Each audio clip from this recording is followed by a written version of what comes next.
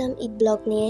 তোমরা অনেকেই বলো যে আমি কেন রেগুলার ব্লগ আপলোড করি না। That's why I am so sorry because of আমার পরীক্ষা শেষ হয়েছে ঈদের 2 দিন আগে।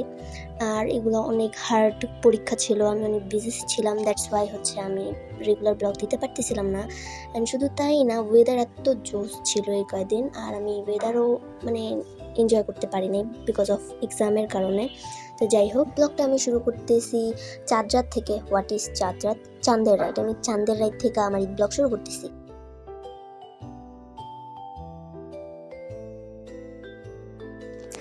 চাঁদ রাতের মেইন কাজ হচ্ছে মেহেদির ডিজাইন সিলেক্ট করা, আর যেটা হচ্ছে আমার জন্য সব থেকে বেশি টাফ কাজ বা কষ্টের কাজ বিকজ অফ আমি এত ডিজাইনের মধ্যে আমি খুঁজেই পাই না যে কোনটা আমি দেবো বা আমার জন্য ভালো হবে, বা আমি সিলেক্ট করতে পারি না। যাই হোক, এটা আমার জন্য সব থেকে কষ্টের কাজ। তো এবার ভাবলাম যে যেটা সামনে আসবে ওইটাই দিয়ে দিব। তো ওইখান থেকে একটা আমি আমার আপুকে দেখা বললাম যে এটা আমাকে দিয়ে দাও, এখন যা মন চায় তা হবে। অ্যান্ড তারপরে আমি আর আমার আপু গান ছেড়ে সাথে সাথে গাইতেছিলাম। যদিও আমাদের কণ্ঠ অত একটা ভালো না, তাও ফাটা বাঁশ দেওয়া যতটুকু হয় বসে বসে দুজনে গাইছি, ওইটাই তোমাদেরকে একটু শোনাই। আমি একা হয়ে বসে আছি, বিরহিত মনের সূক্ষ্ম হাসি। আমি শুধু চেয়েছি তোমাকে শুরু থেকে, এ একাকী মনের স্থিরতা তুমি জেনে নাও আমার গান। মনের গহীনে শুধু তোমারই রূপ, বাতাসে যদি দাও কান।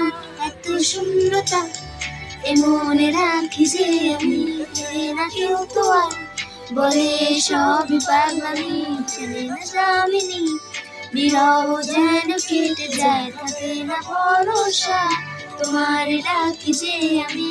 এত শূন্যতা এ মনে রাখি যে আমি। মেহেদি দেওয়ার ডান। এরপরে আমি আমার আব্বুকে পুরান দিনের গানগুলো দেখাইতেছিলাম, যেগুলো কালারিং করছে। অ্যান্ড এই গানগুলো বলা যায় মোস্ট অফ আমাদের ফেভারিট, আমার আর আমার ছোটো আপু। ওইগুলোই সাদা কালো থেকে যখন কালারিং ভার্সনটা আছে ওইটাই আমরা সবাই একসাথে দেখতেছিলাম। অ্যান্ড আমার আব্বু বেশ ভালোই এনজয় করতেছে।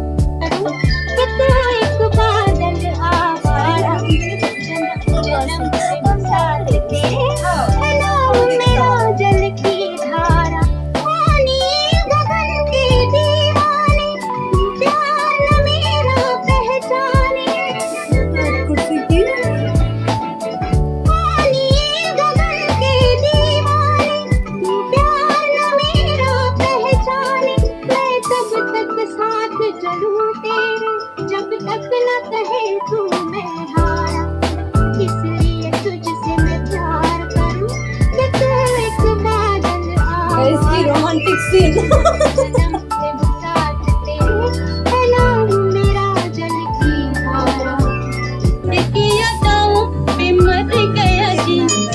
बड़ी बड़ी अखियों से डर गया जी।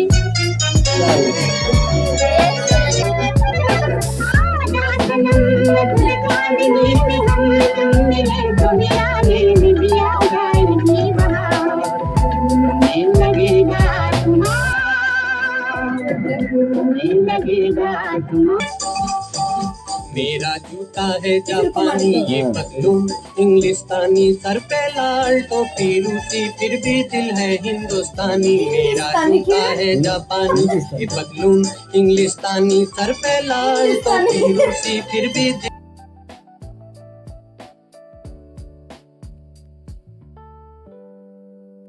ঈদের 2 দিন আগে থেকে বেশ ভালোই বৃষ্টি ছিল, মানে বন্যার মতো বৃষ্টি। তো ঈদের দিন সকালবেলা বেশ ঠান্ডা লাগতেছিল, অ্যান্ড আমারও একটু ঠান্ডা ছিল, যার কারণে আমি সকালবেলা একটু চা খাই অ্যান্ড তারপরে চলে যাই স্কিন কেয়ার করতে। আমার most of favourite skin care এইটা, যেটা রেমেডি ঘরে বানানো হয়েছে। অ্যান্ড এইটাই আমি সপ্তাহে 2 দিন ইউজ করে থাকি। অ্যান্ড পরীক্ষার জন্য বলা যায় প্রায় এক দেড় মাস ধরে স্কিন কেয়ার কি সেলফ কেয়ার কোনো কিছুই হচ্ছিল না, যার কারণে ভাবলাম যে ঈদের দিন সকালবেলা উঠে তাড়াতাড়ি স্কিন কেয়ার করব। আমার চেহারার তো 12টা বেজে আছে, অ্যান্ড নিজের মাইন্ডেরও ফুললি 12টা বেজে আছে পরীক্ষার কারণে। তো যাই হোক, এই প্যাকটাকে ফার্স্ট এইভাবে পানি দিয়ে মিক্স করে চেহারায় দেওয়ার পরে 15 থেকে 30 মিনিট পর, মানে ফুললি শুকানোর পরে এগুলোকে ফেলে দেওয়ার পরে স্ক্রাব করে ধুয়ে নিলেই হয়ে যায়। আর কোনো নিয়ম নাই, খুবই সিম্পল। দ্যাটস ওয়াই আমি এটা একটু বেশি ইউজ করি। আমার আম্মুর রান্নাবান্না প্রায় কমপ্লিট অ্যান্ড আমি সবেমাত্র স্কিন কেয়ার করতেছি। তো ফেস প্যাকটা দিয়ে চেহারা ধোয়ার পরে আমি নিম পাতার কিছু আইস কিউব ইউজ করি ফেসের জন্য। অ্যান্ড এরপরে বারান্দায় যাই, গিয়ে দেখি অনেকগুলো গরুই কোরবানি করা অলরেডি হয়ে গেছে। সাবাদের বাসার নিচে হচ্ছে প্রায় 7-8টা বা 8-9টার মতো গরু কোরবানি করেছে বা করা হবে। মানে আমাদের বিল্ডিংয়ের দুই পাশেই আর কি রক্ত দিয়ে অলরেডি ভরা হয়ে গেছে। আমাদের বিল্ডিংয়ের গরু প্লাস সাবাদের বাসার বিল্ডিংয়ের গরু সবই মোটামুটি প্রায় হয়ে গেছে। মানে খুব ভোর থেকেই, মানে নামাজের পর থেকেই গরু কাটা শুরু হয়েছে, দ্যাটস ওয়াই। অ্যান্ড আমি অপেক্ষা করতেছিলাম আমাদের বাসার নিচে যেটা আছে ওইটা কোরবানি করবো, ওইটা দেখার জন্য।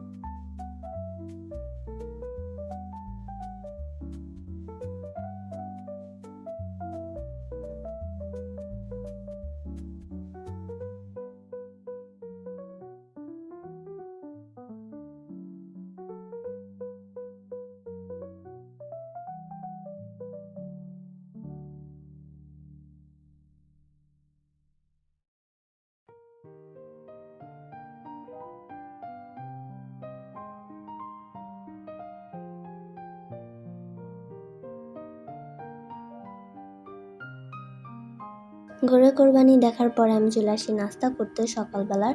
অ্যান্ড সকালে আমার আম্মু বানাইছে চালের রুটি অ্যান্ড প্লাস মাংসের তরকারি। এবার চলো তোমাদেরকে আমি আমার ঈদের ড্রেস দেখাই, প্লাস আমি রেডি হব এখন। Let's go.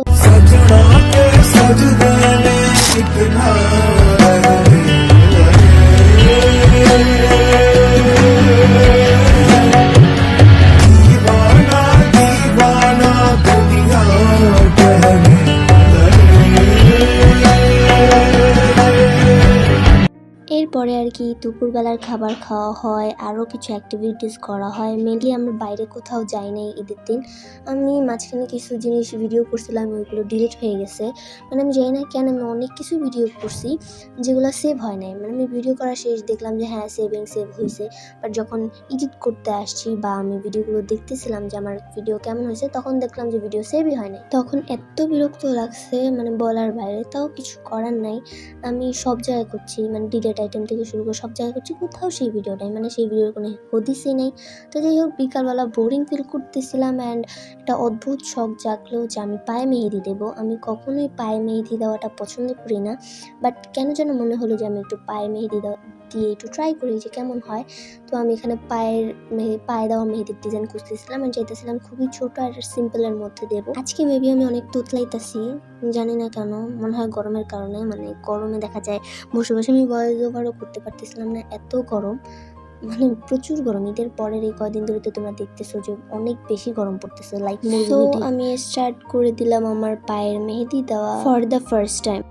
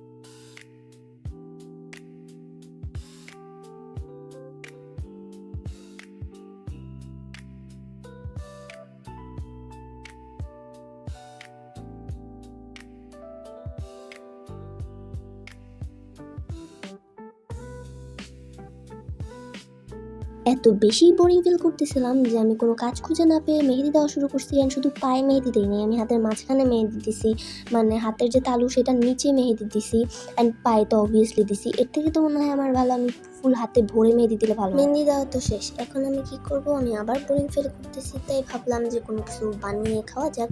তো আমি এখানে টমেটো মাখা বানাইতেছিলাম। অ্যান্ড আমি এই টমেটো মাখা বানানোর আগেও কিছু ভিডিও করছি যেগুলো ডিলিট হয়ে গেছে, জানি না আমার ফোনের কী হয়েছে, তো যাই হোক বাদ দাও।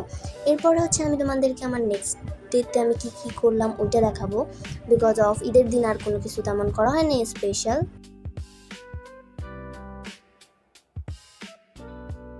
নেক্সট ডে সকাল 11:30 বা 12টা হবে, তখন আমি চলে যাই সাবাদের বাসাতে।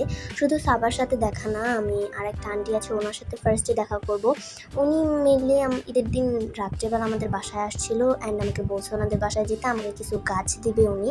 অ্যান্ড এখানে আমি লিফটে উঠে একটু নিজের ফিটটা চেক করতে গেছিলাম, অ্যান্ড তখনই রিয়েলাইজ করলাম যে লিফটে অন্য কেউ উঠবে। তো তাড়াতাড়ি করে ফোনটা বা ক্যামেরাটা উঠায় নেই, অ্যান্ড তারপরে চলে যাই হচ্ছে আন্টির কাছে, আন্টিকে রিসিভ করতে। আন্টিকে पाठशाला থেকে রিসিভ করে আমরা ছাদে যাব।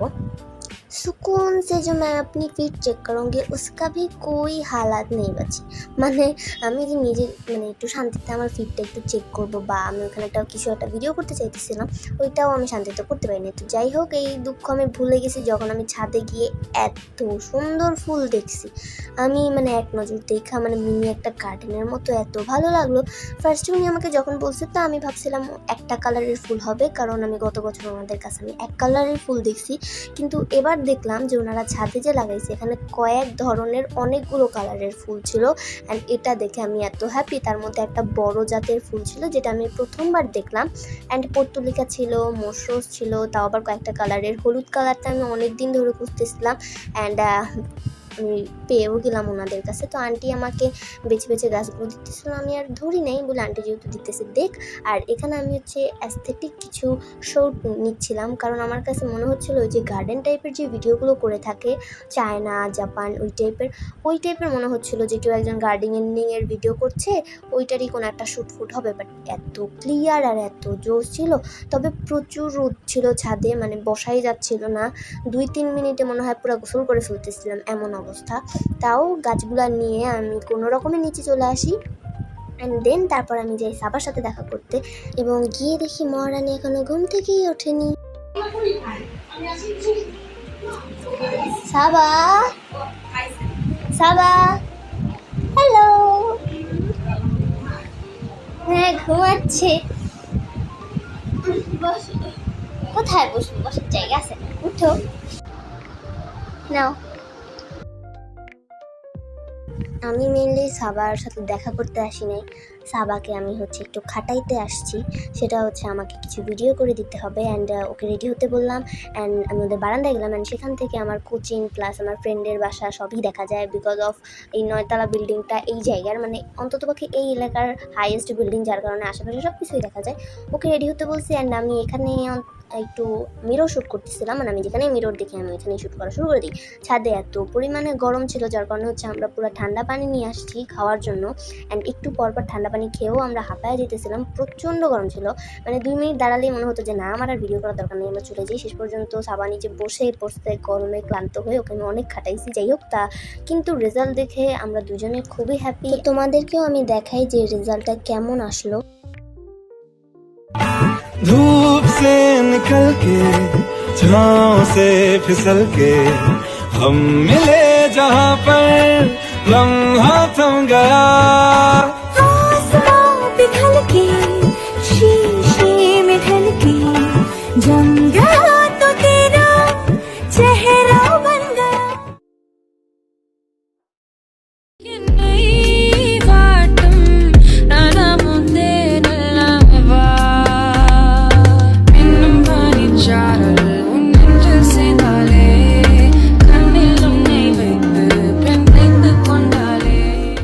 ভিডিও করা খাওয়া শেষে আমি ওদের বাসায় কিছুটা সময় বসি অ্যান্ড তারপর যখন চলে যাচ্ছিলাম তখন একটা পরিচিত পিচ্চির সাথে দেখা হলো।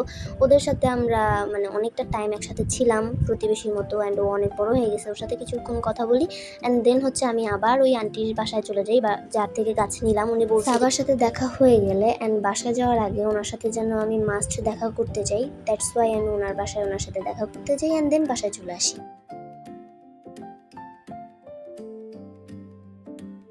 বাসায় এসে আমি ড্রেস চেঞ্জ করে বসে পড়ি গাছ লাগানোর জন্য। যে গাছগুলো এনেছিলাম, আমাদের একটা টব ছিল যেখানে মানে কোনো গাছ লাগানো ছিল না, ওইখানে এমনিতেই একটা পুঁই শাকের গাছ হয়ে আসছিল। ওইটাকে আমি উপরে ফেলে দিই বিকজ অফ এটা লাগবে না। আর কিছু ঘাস হয়ে ছিল, ওইগুলো আমি উঠায় ফেলি অ্যান্ড যেই গাছগুলো আমি আন্টির থেকে আনছি ওইগুলোকে হচ্ছে প্রথমে একটু সমান করে তারপরে কেটে নেই অ্যান্ড যেই মানে কয়েক ধরনের যেহেতু গাছ ওইগুলো একটু আলাদা আলাদা করে রাখি। মানে কেটে কেটে আমি মানে সেম সাইজের করতে চাইছিলাম, মানে যতটুকু পারছি ততটুকু করছি। অ্যান্ড তোমাদেরকে আমি একটা স্টোরি বলি, সেটা হচ্ছে আমি এখন যেখানে থাকি মানে যে এলাকাতে বা যে জায়গাতে থাকতেছি, আমি এখানে আগে থাকতাম না। আমি আগে যেখানে থাকতাম ওইখান থেকে চলে আসি 2023 সালে। জায়গা ছেড়ে চলে আসি, আমার ফ্রেন্ডদেরকে ছেড়ে চলে আসি, নতুন জায়গা, নতুন স্কুল, নতুন মানুষ। তখন স্কুলে আমি একটা এক্সপেকটেশন নিয়ে গেছিলাম যে নতুন স্কুলে যাচ্ছি, সেখানে অনেক ফ্রেন্ড হবে, নতুন নতুন মানুষের সাথে পরিচয় হবে, নতুন ফ্রেন্ড হবে, তারা হয়তো আরও বেশি ভালো হবে আমার আগের ফ্রেন্ডদের চাইতে। বাট এইটা আমার জীবনে সবথেকে বড় ভুল ধারণা ছিল। বিকজ অফ স্কুলে যাই, আমি প্রথম দিন হাসি খুশি থাকি, একটু চুপচাপ ছিলাম। আমি মানে ট্রাই করছি সবার সাথে কথা বলতে, হ্যাঁ বলছে সবাই আমার সাথে কথা, নাম জিজ্ঞাসা করছে, কোথায় ছিলাম আগে, কোন স্কুলে পড়ছি এগুলো জিজ্ঞাসা করছে। তো ওই দিন কোনো রকমে যায় অ্যান্ড ধীরে ধীরে আস্তে আস্তে মানে দেখলাম যে কেউ না মানে ওইরকম আমার সাথে কথা বলতে চাইতো না, একটু সরে সরে থাকতো, তারা নিজেদের মধ্যে ব্যস্ত থাকতো। বারবার যখন এক্সামের টাইম আসতো তারা যখন পারতো না আমারটা দেখে ঠিকই লিখতো। অ্যান্ড আমিও কি বোকা ছিলাম, আমি আমার সব মানে যা যা পারতাম ফুল আমার খাতা দেখায় দিতাম ওনাদেরকে। আমি যেচে বলতাম তুমি কি এটা লিখছো, দেখো আমি এটা লিখছি, আমার থেকে লিখতে পারো। মানে আমি এতটুকু করতাম অন্তত যেন ওদের অ্যাটেনশন বা ওদের সাথে একটু ফ্রেন্ডশিপ হয় এর জন্য। কারণ পুরো একটা স্কুলে তুমি একা চুপচাপ বসে থাকা বা পুরো দিনটা বা স্কুলের জার্নিটা তুমি এরকম করে পার করতে পারবে না কোনো ফ্রেন্ডের সাথে, এটা অসম্ভব আমার কাছে মনে হয়। মানে আমার কাছে দম বন্ধ হয়ে যায়, এমন একটা বিষয় হয়েছিল। তো তখন বোরিং লাগতো, খারাপ লাগতো অনেক। আমি নিজের নিয়ে অনেক নেগেটিভ জিনিস ভাবতাম যে আমি হয়তো ভালো না, আমি হয়তো ফ্রেন্ডলি না, বা আমার সাথে কেন কেউ ফ্রেন্ডশিপ করতে চায় না, এরকম অনেক কিছু নেই। তখন একটু বেশি বোরিং লাগতো। আর বলা যায় যে ফোন দেখা বা এইসবের মধ্যে বিজি থাকা ওরকম হতো না। আমার ঘরে 2টা ফোন ছিল, স্মার্টফোন, সেটা হচ্ছে আমার 2 বোনের। কিন্তু তারা কলেজ, টিউশন মানে এগুলো করা, প্লাস আমার বড় আপু জব করতো, জব করা, এগুলো সব মিলিয়ে তারা দেখা যায় সারাদিন বাইরেই থাকতো, সন্ধ্যায় ফিরতো, কেউ রাত 10টায় ফিরতো। ওই রকম মানে আর কি ফোনের মানে ছিল না। তো আমি আম্মুর সাথে সারাক্ষণ ঘ্যান করতাম যে আম্মু বোরিং লাগতেছে, কী করবো, ভালো লাগতেছে না, আমি এখানে থাকবো না, আগের জায়গায় চলে যাই, এরকম করতাম। তো মানে অনেক বেশি বোরিং লাগতো। তো তারপরে আর কি তখন আর কি করবো, তখন এই ইউটিউব সম্পর্কে জানতাম না, ইউটিউবে যে একটা জার্নি আমি এগুলো সম্পর্কে কিছুই জানতাম না। তো অ্যান্ড তখন আমি ভাবি যে আমি গাছ লাগাবো। 2টা বারান্দা আমাদের খালি পড়ে আছে, তো আমি সময় কাটানোর জন্য গাছের পরিচর্যা বা মিনি গার্ডেনিংটাকে বেছে নিই। অ্যান্ড আব্বু গাছ এনে দিত, আবার আমাদের বাসায় যারা অন্যান্য ফ্ল্যাটের মানুষ আসতো কথা বলতে আম্মুর সাথে, তো তাদের থেকে জানা হলে যে তাদের বাসায় গাছ আছে অনেক নতুন ধরনের, ওইগুলো কালেক্ট করা, ডাল থেকে কীভাবে গাছ মানে তৈরি হয় ওইটা শেখা, প্লাস বিভিন্ন সার বানানো ইউটিউব দেখে, তারপর হচ্ছে গাছের পরিচর্যা করা, কী করলে গাছ আরও বড় হবে এরকম।